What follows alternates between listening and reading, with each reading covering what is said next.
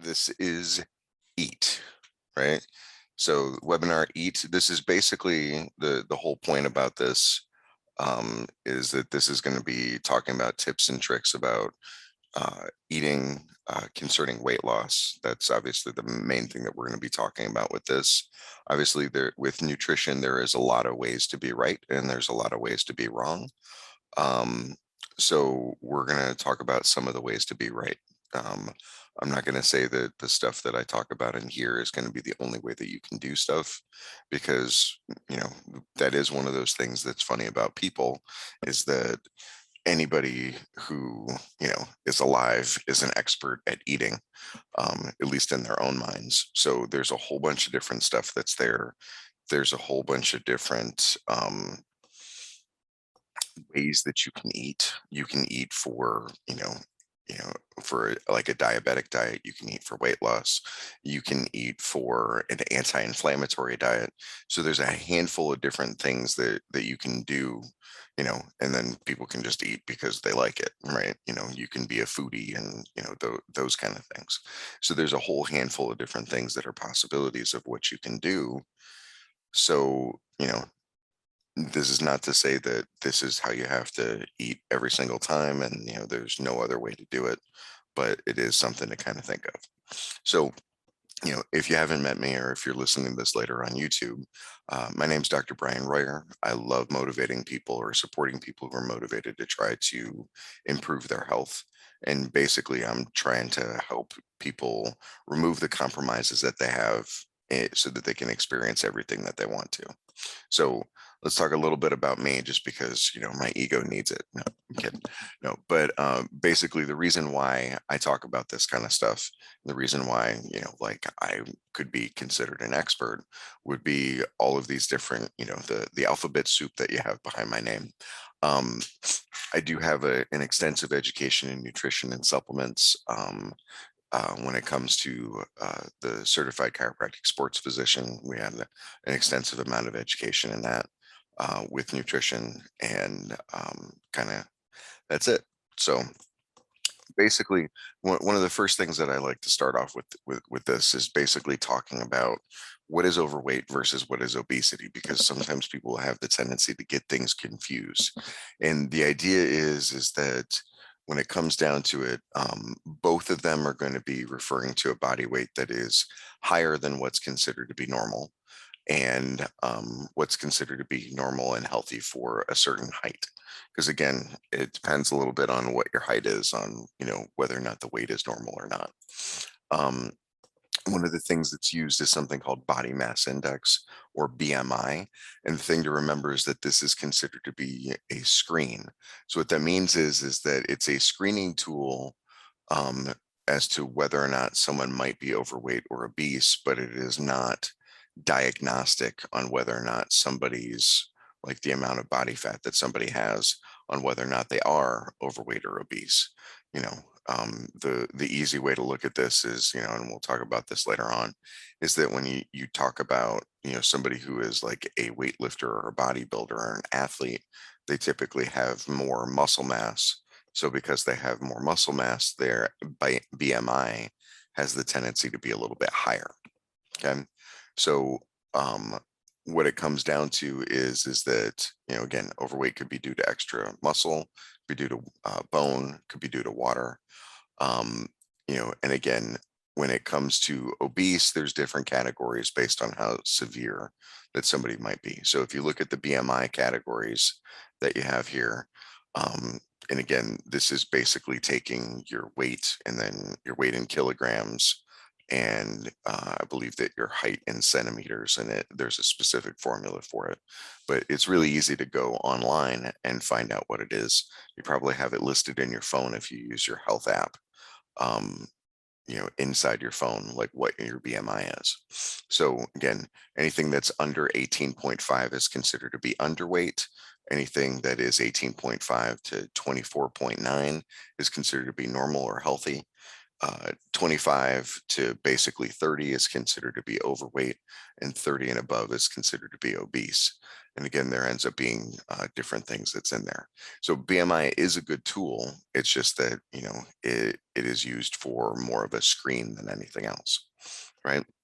So when it comes down to it, you probably need to talk to your healthcare provider in order to assess whether or not that is off or not. Um, so this is the table that you can look at for figuring out what your height is, right? So, or what your BMI is. So again, 60 inches is going to be 5 foot. So if you go through and you have somebody who, this is 72 inches is going to be 6 foot. So if you figure out what your height is um, in inches, and then you kind of move over here in order to figure out, like, okay, if you're 5'5", and 162, then that's going to be in the overweight category, right?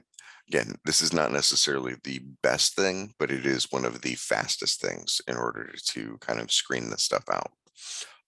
Again, BMI is basically a rough measure of body fatness.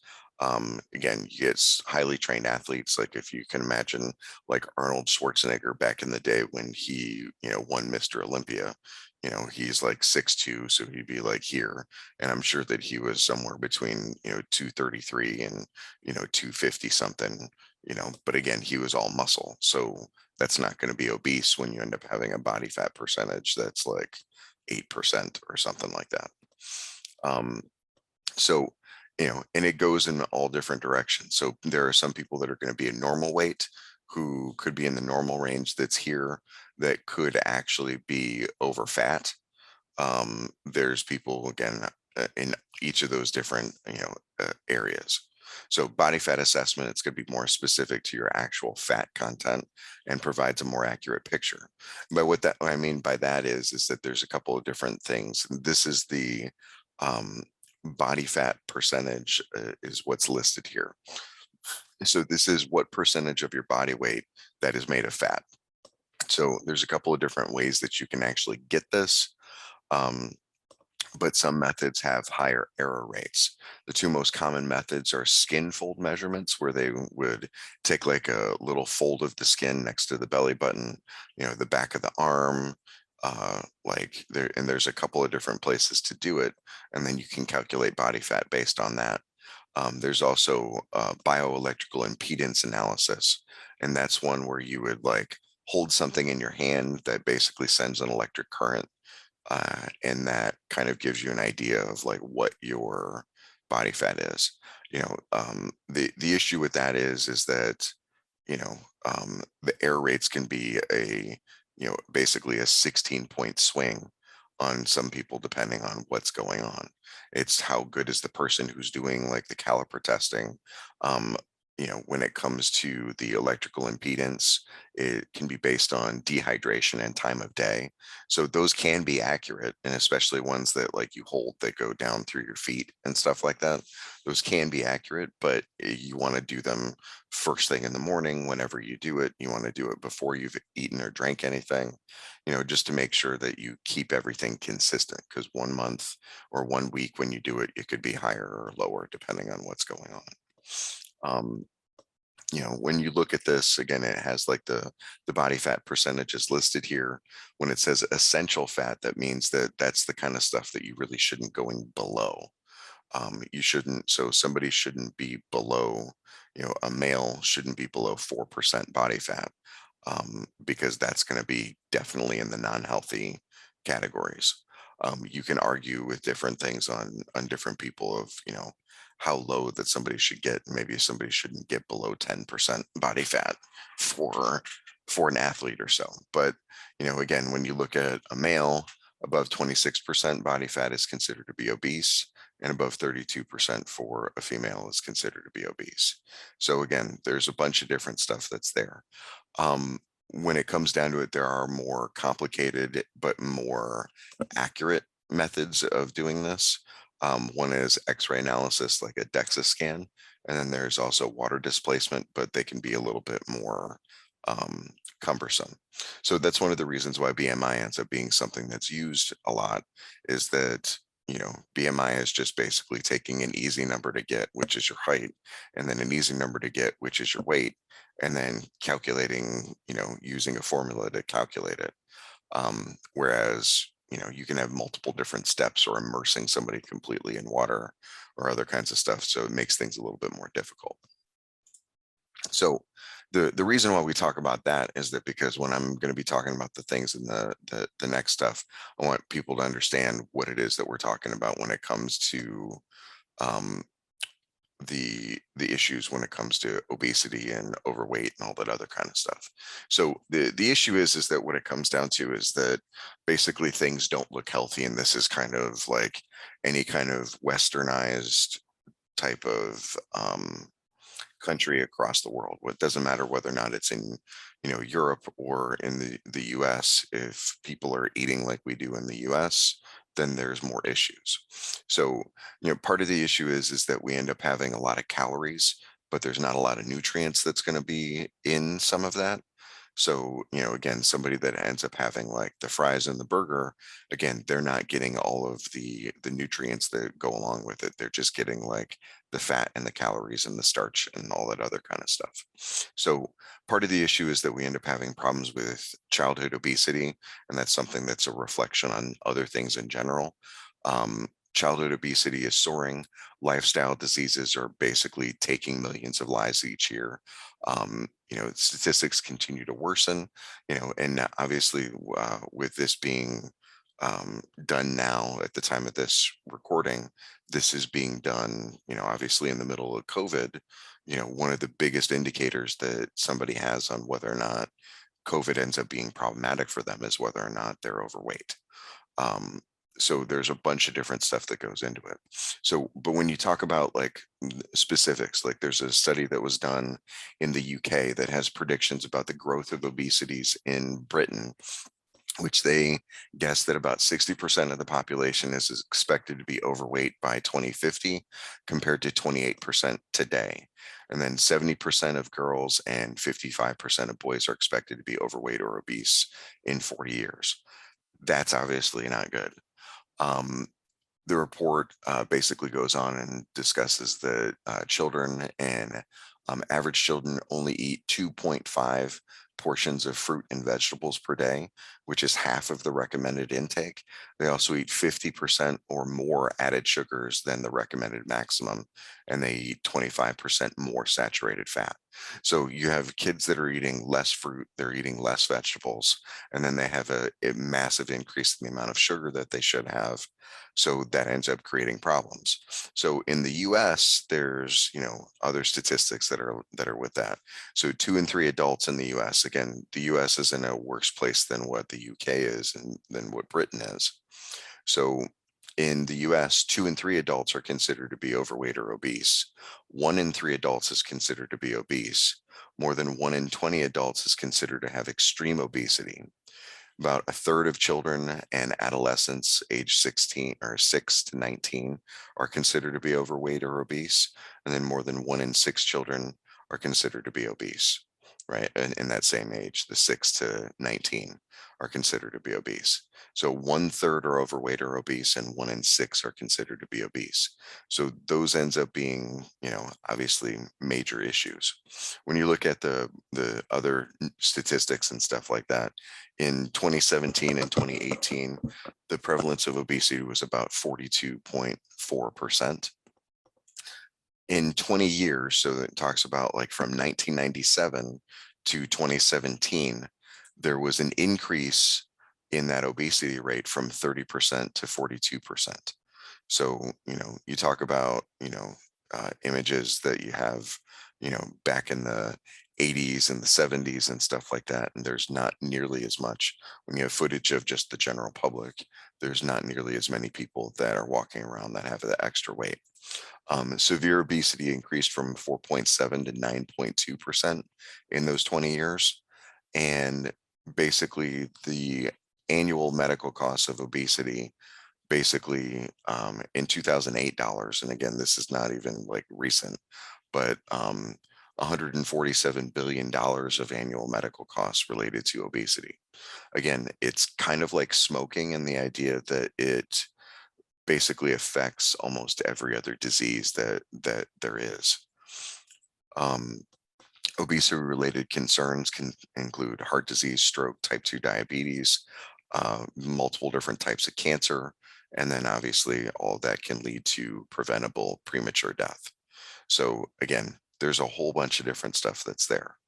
When it comes to all of that stuff and dealing with like who should lose weight and who should actually like be pushed to lose weight, that's going to include basically people who are obese. So if somebody is in the obese category, and again, if you do it on the BMI, and you have the BMI shows that someone's obese, and you have the body fat percentage shows that someone's obese, then that's definitely something that should be taken into account. And then somebody who is in that overweight category, which is the one in between normal and obese. In that overweight category, if you have one of the risk factors for heart disease, so diabetes, pre-diabetes, or what was called syndrome X for a little while, high blood pressure, dyslipidemia, or the high levels of LDL cholesterol, low levels of HDL cholesterol, different stuff like that. Those are ones that are considered to be things that are risk factors for heart disease. And one more, which includes having a large waist size. So for men, if your waist size is larger than 40 inches, and for women, if your waist size is larger than 35, if you're considered to be overweight, but your waist size is more than 40 inches, then that ends up becoming problematic. That's just an indication that you end up having more belly fat, and the more belly fat or the visceral fat that somebody has definitely plays a role with how much um, problems that they might have that's associated with diet and stuff like that.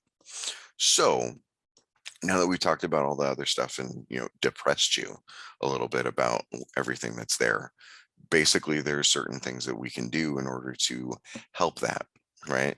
And the whole point of this is that it doesn't need to be like a starvation thing.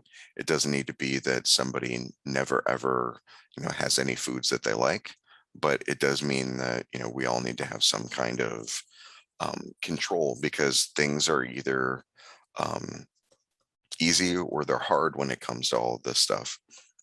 And basically what I mean by that is that um, when it comes to getting healthy and staying healthy, that's hard to do. It's hard work. But there's two general paths that people can take when it comes down to it. Path one is going to be where it's easy at first and then it becomes hard later. Path number two is going to be where it is hard first and then it becomes easy later.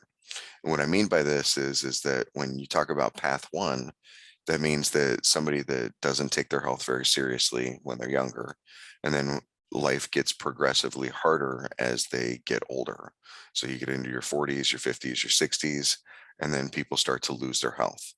Um, it's easy at first. They can eat what they want. They have higher body metabolism, so it's not as big of a deal. And then as they get older, they're losing muscle mass, so they lose the ability to burn fat. And then they continue to lose muscle mass, and then they can't move themselves around. So the difficult part comes later on in life when they lose their health. So the issue is that you can always follow path two, which is the one that I'd recommend trying to do, which is trying to make things better for yourself now by improving your health. And later on, things will be easier. Again, it doesn't mean that that everything is going to be, easy and that you're never going to have a problem. But, um, you know, so obviously, since you've shown up for this, then that's something that, at the very least, hopefully that you're interested in. So again, the idea is that if you're doing some hard work now and making some sacrifices or hard choices, then later on there should be some other issues, or there should be some um, life should be easier where it's not as difficult to, you don't lose your health later on if you do a better job at the, beginning. And the thing is that, again, this is always something that you can do now. It doesn't need to be that, like you have to go back to your 20s to make the decisions. You can make choices for yourself now that can basically make it so that, in the decades to come, that things are easier for you when it comes down to it. So let's go through a couple of different myths and different stuff like that, talking about specifics of what you can do in order to get yourself healthier. So one myth would be that whole wheat is a health food and it's essential part of a balanced diet. And you can put balanced in quotes. So when people talk about whole wheat and they talk about grains and different stuff like that, that is typically going to be one of those things that gets, beaten into your head at some point with the food pyramid or the my plate and other kinds of stuff, that whole wheat ends up being a health food. I would say that it's something that you need to be careful of. Bread is okay to have on occasion, but it shouldn't be a staple where you end up having 7 to 8 servings of that a day. It's much more important for somebody to have vegetables, basically, as far as I'm concerned. So, there's a bunch of different stuff that goes on that way, but it's not to say that you can never have wheat or you can never have gluten or any of that kind of stuff. But don't think that wheat is going to be a health food in and of itself. So myth number two would be that eating fat makes you fat. So, you know, and so if you want to lose weight, then you need to eat less fat. And that's obviously not true. Like when we talk about stuff, eating fat, you need to actually have a decent amount of good fats in your diet in order to help make you full. So it helps, if you have something that is, if you can imagine, like recently it was Halloween. So, if you can imagine somebody binging on candy, you can just constantly shove that stuff in your face and you end up never being full with it just because it doesn't have the fat in order to satiate you the way that having a good meal does. So again, that can be oils that are added to it. Like the picture, it could be avocado, it could be the oil and the dressing that's on top of there. It could be the sauces that's associated with it. Again, most of the time people don't eat specifically fats, but you cook with fat and you cook with other kinds of things, and that coats the foods that you're eating, and that has the ability to, cause that satiation. Myth number three would be that a high protein diet can increase the strain on your kidneys and it raises your risk of kidney disease. That is basically not true. If you do have kidney disease, then you might want to just double check and, talk with your nephrologist about it. But when it comes down to is that, you can have higher levels of protein in your diet to decrease the amount of starches and other kinds of things that you're getting into, because high protein diets have been shown to actually decrease the body fat. All calories are created equal. Myth number four would be all calories are created equal, and it doesn't matter what types of foods that they're coming from. That I would say is definitely a myth. It's one of those kind of things where, in a perfect world, it would say that, like it doesn't matter what kind of calories that you have and other kinds of things. Um, but the quality of food that you're eating definitely has an impact on, how your body is going to start to try to process it. Whether or not you actually have like nutrients that are coming along with the food ends up being an important part. You have to make sure that when it comes down to it, that you get high quality foods, high quality proteins, high quality fats, and that you want to be careful to a degree when it comes to starches and carbs and stuff like that. Not that you need to cut it out completely, but that there's different options there. So myth number five is that the only people who should go gluten free are people with celiac disease, and that is there's multiple different levels to that. But when it comes down to it, um, celiac disease is going to be something that obviously those are people that react to wheat and that have problems with wheat. But when it comes down to it, being gluten free doesn't mean that you're automatically going to have a healthy diet, but avoiding some of the foods that are associated with that can be a good idea. So what it comes down to is that eating more gluten free, and again, it doesn't necessarily have to be all of it. But there are some people that are gluten sensitive that should go gluten free. So there's multiple different things. And again, obviously with all this, it's not to really, as I'm like flipping through, um, the goal is not really to scare you about any of this. It's just basically about talking about eating well and things that hopefully that you can do to try to get things a little bit better. So some of the stuff that we'll talk about here is talking about the paleo diet, basically, right? So again, um, there's a whole bunch of different possibilities that you have, excuse me, when it comes to eating um, that can be healthy. So eating like a caveman or a cavewoman. So basically, one of the ways that people talk about eating is the paleo diet. And basically, the idea, and whether or not this is completely true or not, but that might be a different story. But the idea that people talk about with the paleo diet is that people ate primarily vegetables, fruits, nuts, roots, and meat thousands of years ago, which depended on the season and the availability that was there. Obviously, we didn't have packaged foods that would be able to sit on the shelves in a pantry thousands of years ago when we didn't have, you know, buildings like houses the way that we do now. So the idea is that when you look at hunter gatherers, if you eat more like that, then that is going to be closer to eating a meal that is sustainable, or a diet that is sustainable. So again, lean meat, again, bison, you could even include ostrich and stuff like that if it's available. You can have organ meats, seafood, fresh fruit, non-starchy vegetables is going to be definitely a far cry from the standard American diet. And I always find it ironic that the standard American diet, the abbreviation for that is SAD. But again, today, again, staples that we used to have basically got replaced by refined sugar, high fructose corn syrup, cereals, breads, potatoes, pasteurized milk products.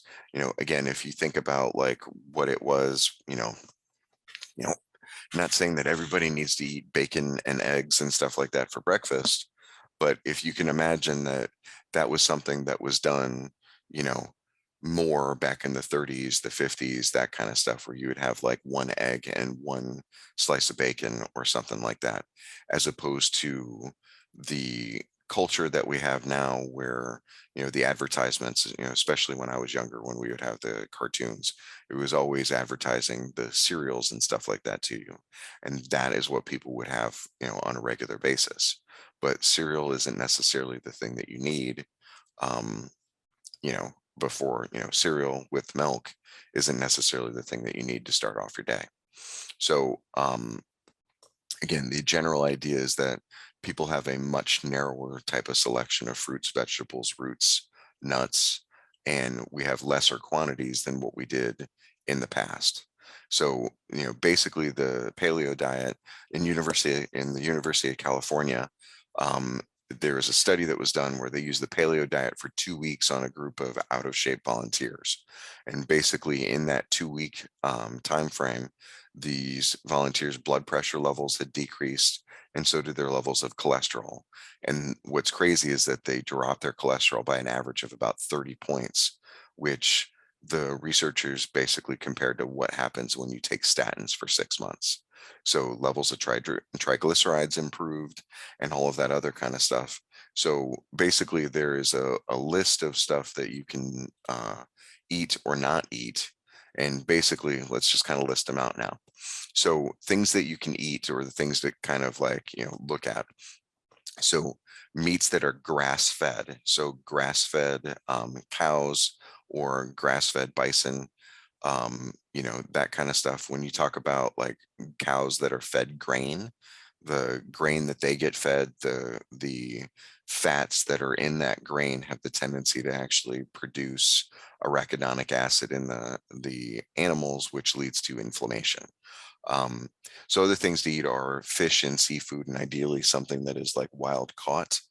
Um, fresh fruits and veggies, eggs, health, like basically nuts and seeds, and then healthful oils like olive, walnut, flaxseed, macadamia, avocado, coconut, those kind of things. Things that you want to kind of avoid eating would be cereal grains, legumes. So that talks about like beans, and that even includes peanuts. So you got to be a little careful with that. Dairy, refined sugar, potatoes, processed food, salts, and then refined vegetable oil. So things like canola oil isn't as good as what you think that it might be. Um, and the thing that's crazy about all this stuff is that this diet is actually one great way to get rid of chronic inflammation and pain. Is that, and basically the way that you look at it is that that list, and again, you can go and find stuff online again about the list of different types of things that you can eat, but you want to try to eat the more of the foods, and this is the way to look at it. You want to try to eat more of the foods that end up being on that list of things that you want to try to eat, because if you are eating more fruits and veggies, if you're eating more of those grass produced meats, then they're going to be taking up the space of the foods that you shouldn't be eating. So again, you shouldn't be, in my opinion, you shouldn't be having a glass of milk with every meal or every dinner. There's much better things that you can eat. So when it comes down to it, again, the idea, and one of the ways that you can obviously um, try to get better at this is that things that come from the ground, right? A sweet potato comes from the ground, an egg comes from a hen. Where did the Pop Tart come from? Right. So things that come in boxes have the tendency to be lacking in vital nutrients. They lack fiber. They lack antioxidants. They lack, B12, B6, the different things that are there. So because they're lacking in some of those things, um, and in processed food in general, again, there's other things that also get snuck into them. So extra sodium, extra sugar. You talk about something that comes in a bag like pretzels. Why is it that pretzels have the loads of sugar that they actually have? It's because if you're making pretzels and you make pretzels that have a little bit more sugar in them, they taste better and people are more likely to buy them. So again, it's remembering that, when you go to the grocery store, you want to try to spend most of your time on the outer edge of the grocery store, going to the produce department, into the meat department, and different stuff like that, going for the eggs. All of that stuff is on the outside. Things that are in the middle, that are in cans and stuff like that, again, aren't going to be as healthy for you. So one of the ways that you can help yourself get better with this is you want to try to make every meal filled with vibrant and natural colors. You want multiple different colors on your plate at a time. Again, it shouldn't all be white, like white chicken, white rice, and like white cauliflower. Um, you need a little bit more variety. So snacks that have a big satisfying crunch when you bite into them, like apples, celery, snap peas, carrots, nuts. Again, that's going to help to keep your mouth busy for longer. And again, when I say nuts, peanuts are not technically nuts, those are legumes. So again, the more that you chew, the slower that you're going to eat, and the more time that your body has the chance to register that you're full. So somebody that just eats on the go constantly has less ability to know when they're actually full, and they'll just keep eating until they're overstuffed. So other great crunchy foods that you can try, you can do roasted chickpeas, again, almonds, pumpkin seeds, frozen grapes, carrots and celery, organic popcorn. Again, that's kind of getting the grain barrier there. But apple slices with almond butter.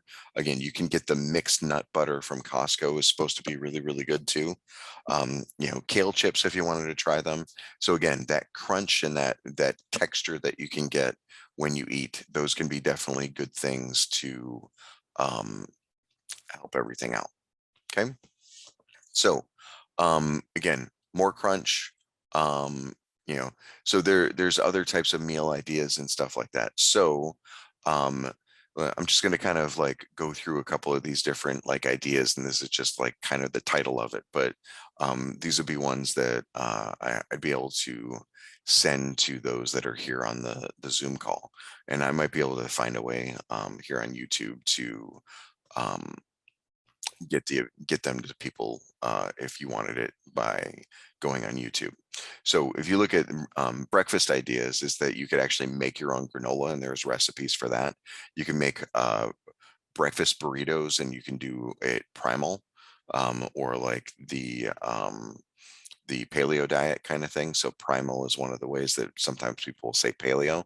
You can do, basically like a sweet potato breakfast skillet with bacon, egg cups with bacon, where you can take egg cups and you can take pepper and stuff like that and mix it in and have bacon on the outside. Um, for lunch ideas, you can do paleo chicken fingers. You can do lettuce tacos, so kind of like a lettuce wrap with chipotle chicken. You can do an Asian rainbow salad. For dinner, again, beef and broccoli stuffed sweet potatoes, salmon cakes, buffalo chicken salad. And then snack ideas, again, mixed nuts, like we've already talked about, cutting up vegetables or roasted vegetables with coconut oil. Paleo bars are other options, and there's different types of cookies and paleo bar ice cream or like dessert ideas and stuff like that that you can do. So, there's paleo cookbooks and other kinds of stuff that you can do that can have good taste, that don't necessarily like have a lot of poor empty calories. Okay. So regardless of any of this kind of stuff, one of the things that ends up being an issue is that meal planning ends up being an issue no matter what it is that you decide to do. Like I said before, there's multiple different ways that people can talk about eating. Um, Basically, there's two general kind of things of like how often to eat that people will talk about. Sometimes people will talk about multiple small meals per day, and then others times people will talk about larger meals and then restricting the time. So basically, regardless with either of these things, you need meal planning with that. So the first thing to talk about, again, briefly, is intermittent fasting. Intermittent fasting is basically the idea of saying like, okay, I am only going to eat from, let's say, 3 o'clock to 8 o'clock. And you're going to basically restrict all of your meals to that time. Basically what it comes down to with intermittent fasting is that you're trying to reduce the snacking, you're trying to reduce the stuff during the day. Some people don't do well with intermittent fasting. People that are hypoglycemic and stuff like that, it doesn't work for them typically. Um, the other thing that people will talk about, and it has been done for years, is talking about eating multiple meals per day. So as opposed to just eating the three, sometimes people will talk to eating 4 to 6 times per day. And again, eating regularly so that you're never really hungry and that you're not full and that you're controlling snacking basically helps to keep the metabolism consistent. It stops your blood sugar from dropping, so it stops your energy from dropping, and it helps you to prevent you from overeating as long as you maintain portion control, which obviously, if you're overeating 4 to 6 times a day, that's not going to help. So there's multiple different things with that. There is still people that will talk about, eating 3 meals a day and having them, and you can weight them so that they're heavier in the morning or heavier in the evening. Again, everybody has different things and there's multiple different ways to do this. But regardless of any of this, that kind of stuff is that meal planning is part of the issue. All of these different issues basically comes down to um, whether or not you are decreasing the amount of calories that you're taking in during the day. And it depends on the person. Some people, they eat more when they eat breakfast. They eat more during the day and they can actually do intermittent fasting better. People get results from all kinds of different things, and you just have to find the thing that actually works for you. So, other thing that comes to meal planning is that basically meal planning is kind of like an exercise that you need to do for a couple of weeks at a time. And then you can kind of repeat and like change meals. What I wouldn't recommend is having a weekly meal plan. So what I mean by that is that I wouldn't say on every Monday, I'm going to have this for breakfast, lunch, and dinner. And then every Tuesday, I'm going to have this for breakfast, lunch, and dinner. I would basically, and I'm not saying the same thing for breakfast, lunch, and dinner, but I wouldn't say planning things out and just having things like be week to week, because people typically need a little bit more nutritional diversity and they don't want to eat the same thing over and over again. So basically what you do is you try to find a handful of recipes that look good. Um, you're basically going to do them for 2 to 4 weeks. The issue with meal planning is that by planning your meals out and having things already shopped and things already done, it means that you have things that are ready to go. as opposed to being hungry and trying to find whatever it is that you have in the fridge or whatever it is that you have in the pantry. The idea is that by being prepared, you know what you're going to eat and you never have to scramble, so that it makes it so that you're less likely to choose the bad choices. So when it comes to this, again, if you have like a meal plan, when it comes down to it, you can do 2 weeks for a meal plan, 3 weeks for a meal plan, or 4 weeks for a meal plan. The idea is that when it comes to meal planning, you plan out what you're going to have, you shop for things in advance. You can also prep in advance too for some of these things, where you actually like prepare some of the food so that you have, your salads for your lunches are already prepared, and all you have to do is like reheat the entree that you had, the previous night, when it comes to lunch or whatever.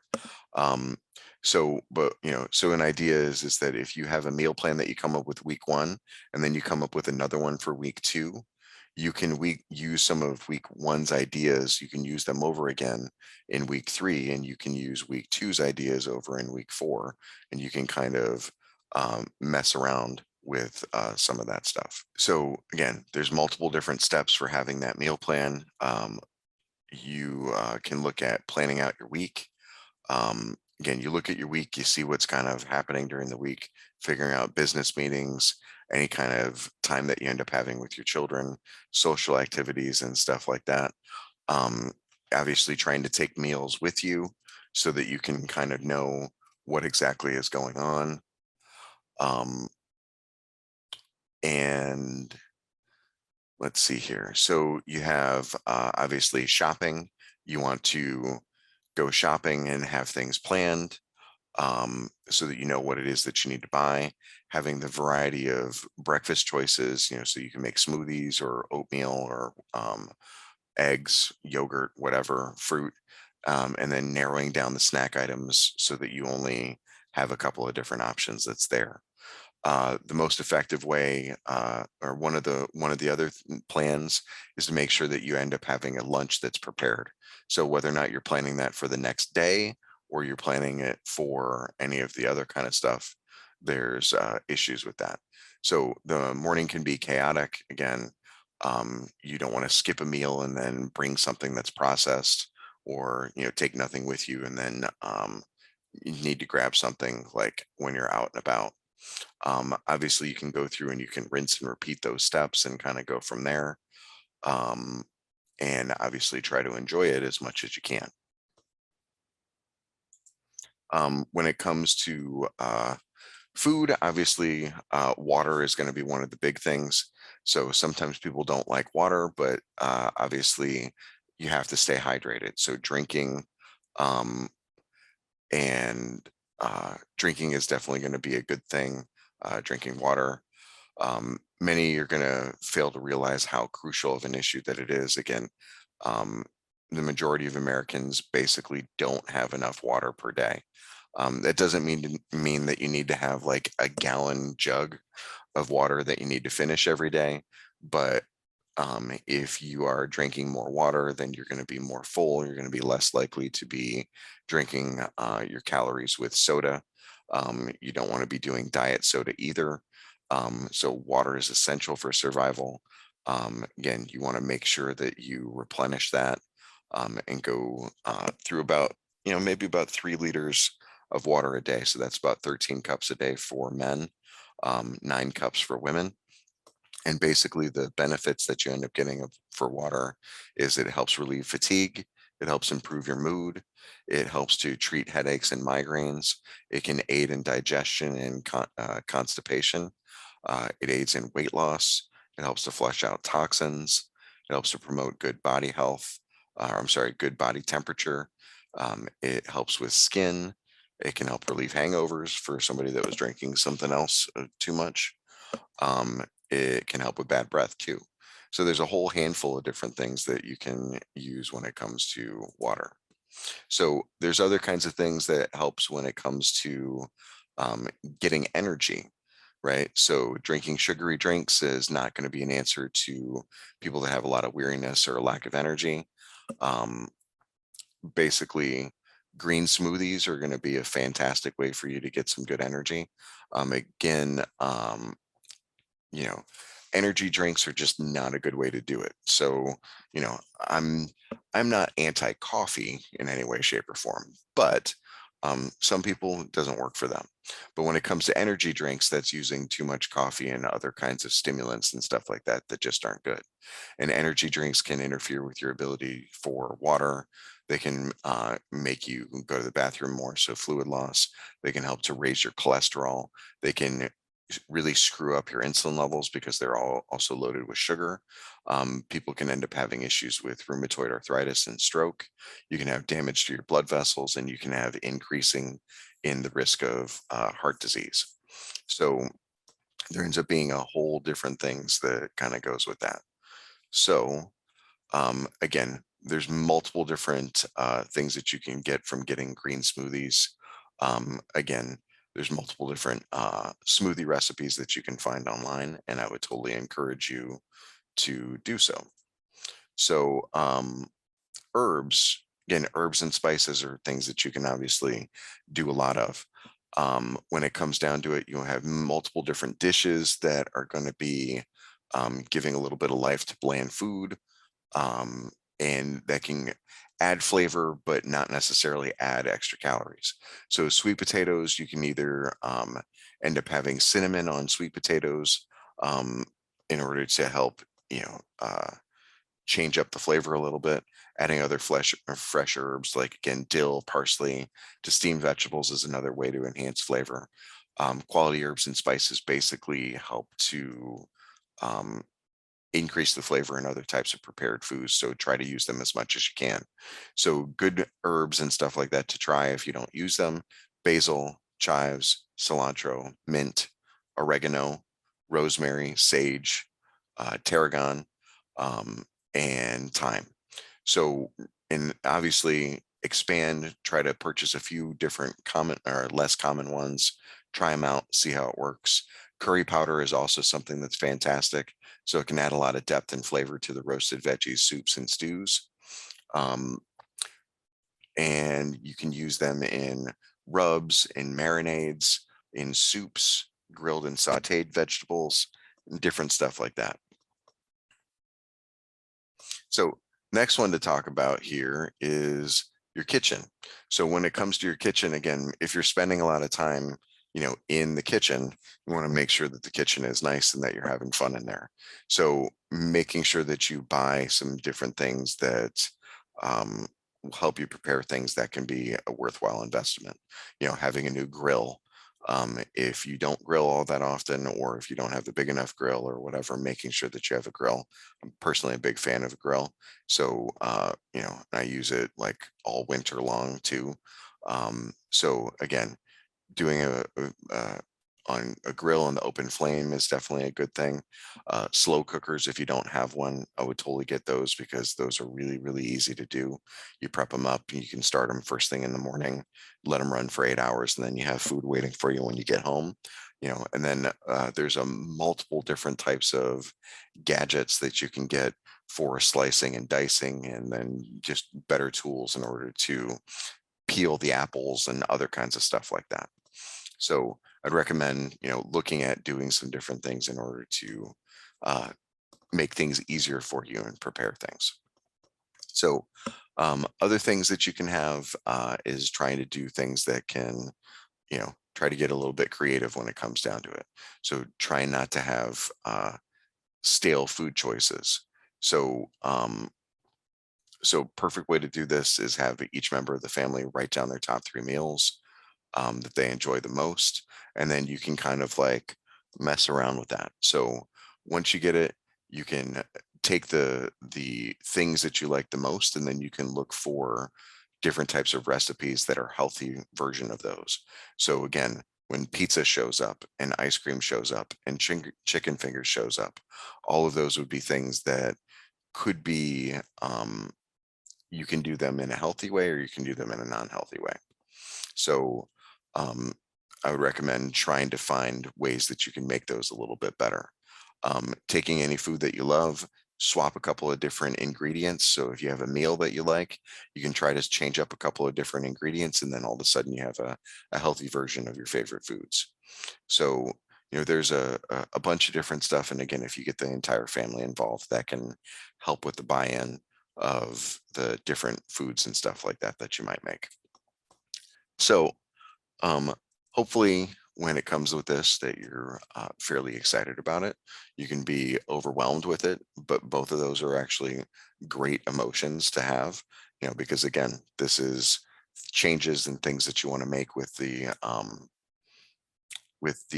things that you could be eating. And obviously, this is stuff that you can do in order to have a healthier type of lifestyle. So healthy eating is definitely good of a high quality lifestyle. It's something to put time into. It's something to put energy into, as the side effects can include more energy, better self-esteem, like your zest for life, can increase with all of this. So there's multiple different things that are there. So obviously you're just getting started with this. One book, however, that I will tell you is that a book that I would recommend is there's this book that's called Fat Loss Happens on Monday. And it is by Josh Hillis and Dan John. I really like this book because it basically gives it's some of the things that we talked about today about meal planning and stuff like that, but it talks about reasons why. It also has workouts that you can do in there. So I would completely recommend getting that book as something that you can use for um, to help get you on that fat loss journey. So thanks for taking the time to experience the class. Again, obviously we're trying to help people out. If you have any questions, we can go from there. So you can either post them in the chat, or um, you can post them in the comments if this is on YouTube later. And if there's no questions, then we are all set. So thank you very much and have a good day.